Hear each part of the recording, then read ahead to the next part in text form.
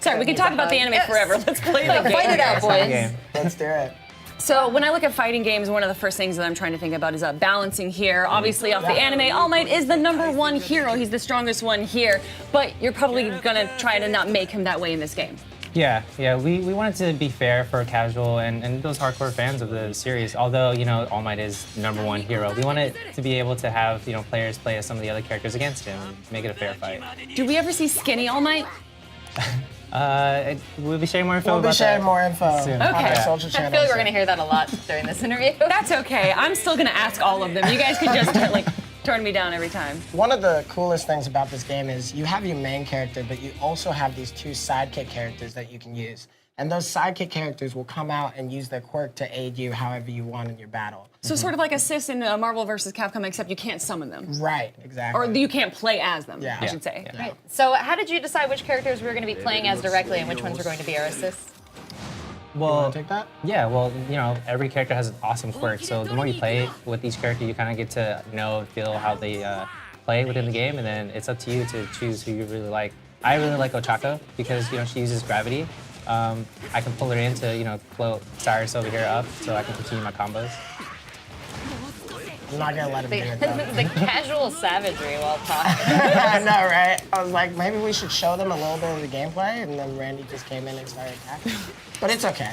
So the 2 psychic characters you have are both darkened, but you see a blue meter underneath it, as if you do attacks, the bar grows and then you can summon them? Exactly, Yeah. exactly. So there's a lot of management going on in how you want your characters to come out. Right now, I just brought in Bakugo, but now because I just brought him in, it's gonna take a while for him to recharge again.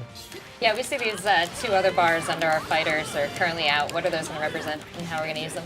So the one with the 1 is basically like a special meter. So you get 3 quirk specials. So one's a light quirk attack, and then one's a second, which is like a bigger, more powerful quirk. But then it also allows like a cutscene like this.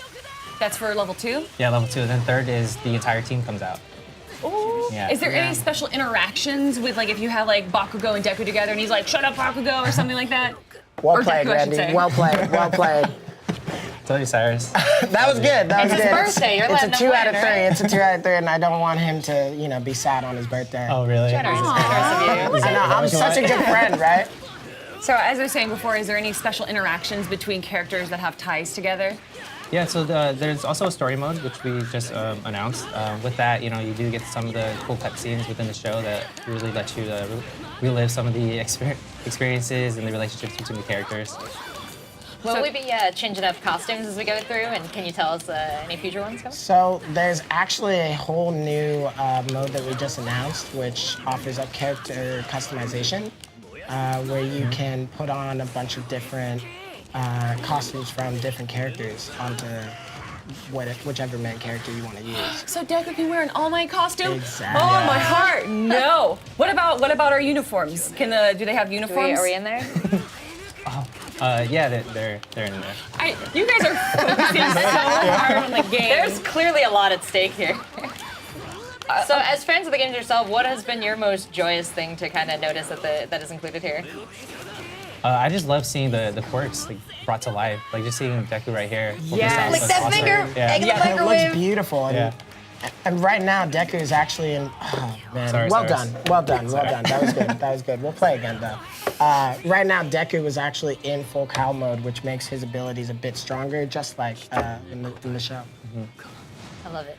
I love it. So when you talk about the abilities getting stronger, we also talk about balance when it comes to fighting games competitive here. Are you more concerned with making this a fun game for the fans of the anime and the manga to play through, or is this also going to have a bit of a competitive side to it? I mean, you can see just from Well, from Randy you and two, I, obviously, there's- we're definitely competitive. There's a lot of fun aspects to this game that make it available for that competition, but we really just want the fans to have fun. Well, beyond competition, for me, it's about the story mode. And you said that this is towards the end of the 2nd season. Is that where the story mode takes place, or is it kind of its own unique story? So that's where the story takes place, and then you get to relive some of the current scenes that's going on right now in season 3.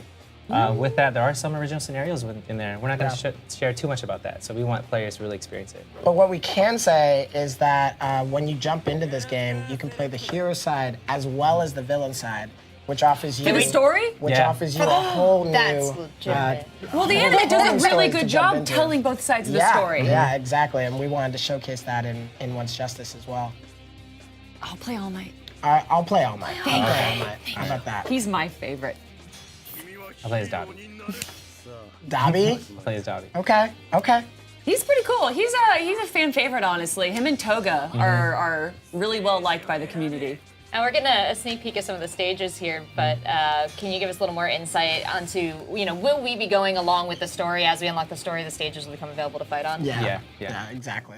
You know how it goes. I'm just sort of making sure for myself Yeah. so I can promise myself what's to come. I don't want to get too excited, but I am really interested to see what those new scenarios that you guys are going to be adding, particularly for the game. When you added those in, were those in collaboration with the creators of My Hero, and do they, are they canon? Is that the way to ask it? I feel like it's something for the fans to experience, but we are working closely with the creators and the series. Is there production any team. is there any instances in the map where you like knock down a wall and go through a mountain, then you end up in another like location?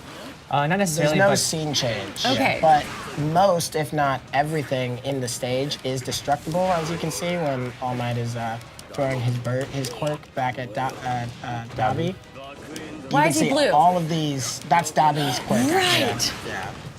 So Are you they can see all of these trees that are being destroyed, and then they're going to stay destroyed for the entire match. Yeah, this stage is massive. Can you take us to some of the limits of the...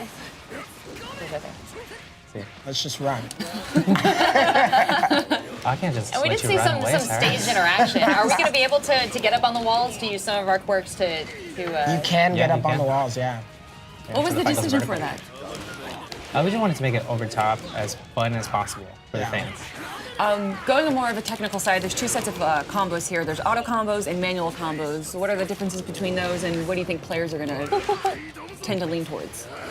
I think it depends on the player itself. So the normal mode is really for the casual fans that just want to kind of experience the quirks, but somebody who wants to get more technical and like kind of chain combos, the manual is the way to go.